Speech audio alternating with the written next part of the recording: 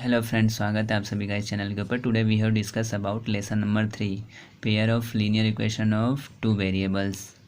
First of all, ये जो lesson का नाम है वो हम समझते हैं, मतलब समझते हैं कि एग्जांपल की मदद से। इसके अंदर जो लीनियर इक्वेशन दिया हुआ है ना, उसका मतलब होता है कि एक ऐसा इक्वेशन जिसकी मैक्सिमम पावर 1 हो, तो ऐसे इक्वेशन को हम लीनियर इक्वेशन कहेंगे। अब देखो, इसका एग्जाम्पल ये बेस्ट है। इसकी जो मैक्सिमम घात है वो 1 है, इसलिए हम इस इक्वेशन को लीनियर इक्वेशन कहेंगे। और उसके आगे फिर लिखा है टू वेरिएबल्स, यानी ऐसा इक्वेशन जिसके अंदर दो वेरिएबल्स हो। तो देखो, इसके अंदर भी दो ही वेरिएबल्स है, एक एक्स है दूसरा वाई है। अब दूसरा वर्ड है पेयर। पेयर का मतलब क्या है? पेयर का मतलब जहाँ पे दो इक्वेशन की बात हो रही हो। तो देखो, यहाँ पे एक इक्वेशन ये है और दूसरा इक्वेशन ये वाला है, इसे इक्वेशन नंबर 2 मान लेते हैं। ठीक है, यानी यहाँ पे क्लियर हो गया कि लीनियर इक्वेशन क्या है, यानी जिसकी घात 1 हो और दो वेरिएबल, यानी कि ऐसा समीकरण जिसके अंदर दो वेरिएबल्स हो। और पेयर यानी दो इक्वेशन हो।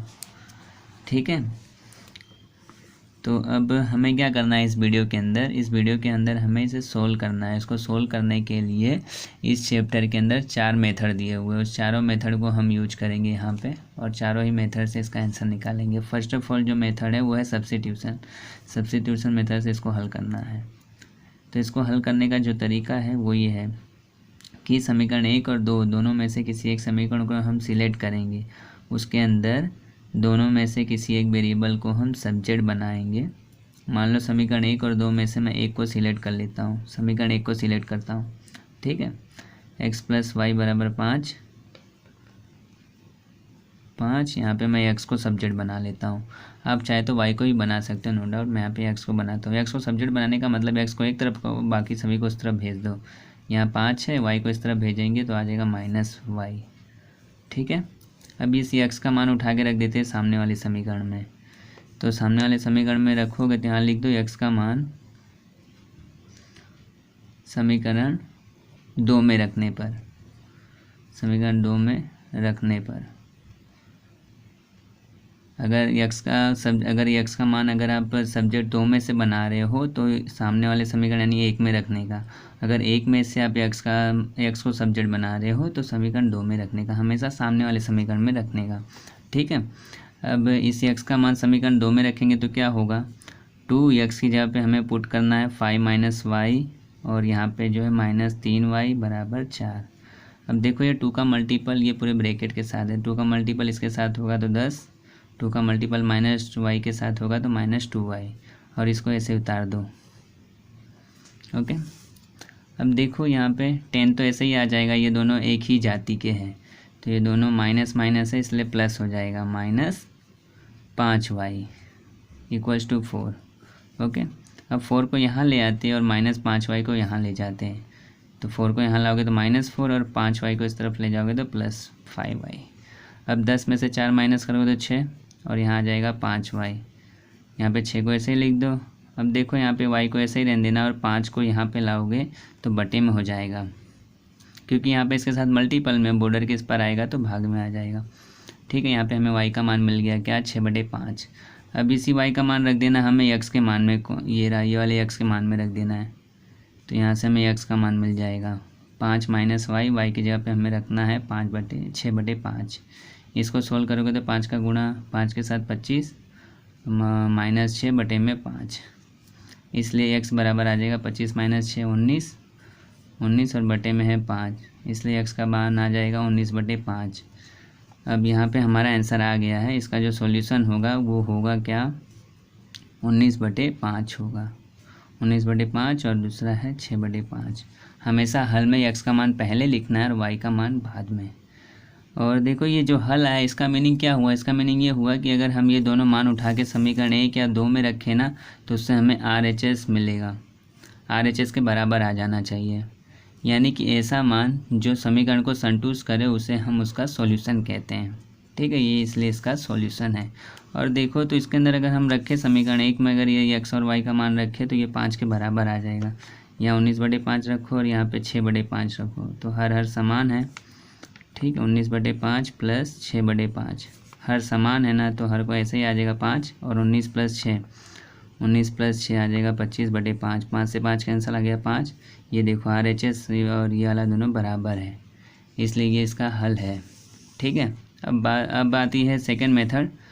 सेकंड मेथड है एलिमिनेशन मेथड। एलिमिनेशन मेथड जिसे हिंदी में कहा जाता है विलोपन की रीति। अब इसे हल करने के लिए इसका मेथड और पहले वाला मेथड जैसा लगभग मिलता जुलता ही है। इसके अंदर हमें क्या करना होता है, समीकरण 1 या 2 को दो में से किसी एक समीकरण को सिलेक्ट करने के बाद किसी एक वेरिएबल को विलुप्त करना होता है, मतलब गायब करना होता है। हम मान लो समीकरण 1 को सिलेक्ट कर लेते हैं और उसके अंदर x को गायब करते हैं। अब x को गायब करना है तो उसके लिए तरीका ये है कि x का जो कोफिशिएंट है, गुणांक है, उसका मल्टीपल सामने वाले समीकरण में कर देना और सामने वाले समीकरण में जो x का गुणांक है उसका गुणा सामने वाले समीकरण में कर देना है। ठीक है, अब देखो समीकरण 1 में x का गुणांक 1 है तो 1 का मल्टीपल समीकरण 2 में करने पर, और 2 में x का गुणांक 2 है तो उसका गुणा समीकरण 1 में करने पर। ठीक है, यहाँ पे पहले मैं लिख देता हूँ क्या कि समीकरण 1 में कितने का मल्टीपल करना था, 2 से, तथा समीकरण 2 में कितने से मल्टीपल करना था, 1 से। 1 से मल्टीपल करने पर जो भी काम कर रहे हो आप समीकरण में वो लिखते जाना है, क्योंकि उसी का मार्क्स है। करेंगे तो क्या होगा, समीकरण 1 में 2 का मल्टीपल करोगे तो बन जाएगा 2x + 2y = 10, और यहाँ पे आ जाएगा 1 का मल्टीपल समीकरण 2 में करोगे तो कुछ फ़र्क नहीं पड़ेगा, वही का वही आ जाएगा। ये आ गया। ठीक है, इतना करने के बाद निशान बदल देना, ये प्लस है तो माइनस, ये माइनस है तो प्लस, और ये प्लस है तो माइनस, ये दोनों कैंसल, और ये दोनों प्लस है तो प्लस 5y, और 10 में से 4 - 6, इसलिए y बराबर आ जाएगा 6/5। ओके, यहाँ पे देखो एक आपको आंसर मिल गया है, y का मान आ गया। अब x का मान निकालना है तो y का मान समीकरण 1 या 2 किसी में भी रख दो तो आपको आंसर मिल जाएगा। हम y का मान उठा करके समीकरण 1 में रख देते हैं। 1 में रखोगे y का मान तो यहाँ पे आ जाएगा 6/5, और इसको भेज देंगे हम यहाँ पे, यानी हमें ऐसे मिल जाएगा x + 6/5 = 5। यह आ जाएगा x बराबर 5 - 6/5, यानी कितना आएगा, 5 का मल्टीपल इसके साथ करोगे तो 25, 25 - 6/5, और इसको सोल्व करोगे तो आ जाएगा कितना, 19/5। देखो ये आंसर आ गया। यानी किसी भी मेथड से करो, चारों में से आंसर आपका हमेशा सेम ही मिलने वाला है। ठीक है, ये आपका आंसर हो गया। अब जो तीसरी रीति है ना वो है क्रॉस मल्टीप्लिकेशन, उसको हम देखते हैं। नाउ थर्ड मेथड है क्रॉस मल्टीप्लिकेशन। उसके लिए सबसे पहले तो हमने समीकरण यहाँ पे लिख दिया, और यहाँ पे उसके नीचे हमने लिखा है A1 B1 C1 और अपॉन में, और नीचे है A2 B2 C2। अब A1 B1 C1 का मतलब होता है कि समीकरण 1 में जो x का गुणांक है, कोफिशिएंट है, वो A1 होगा, और y का जो कोफिशिएंट होगा वो B1 होगा, और यहाँ पे जो कांस्टेंट है वो होगा C1। ठीक है, और सेम ऐसा ही समीकरण 2 के अंदर जो x का गुणांक है वो A2 होगा, y का जो गुणांक है वो B2 होगा, और जो कांस्टेंट है समीकरण 2 में वो C2 होगा। तो यानी यहाँ पे A1 = कितना लिख सकते हैं, 1, और B1 कितना लिख सकते हैं, 1। B1 भी 1 ही आ जाएगा, बिकॉज y का जो कोफिशिएंट है वो 1 है, और C1 की जगह पे आ जाएगा 5। एक बात ध्यान रखना, अगर यहाँ पे C1 प्लस है तो माइनस में लिखना, और माइनस रहे तो प्लस में लिखना।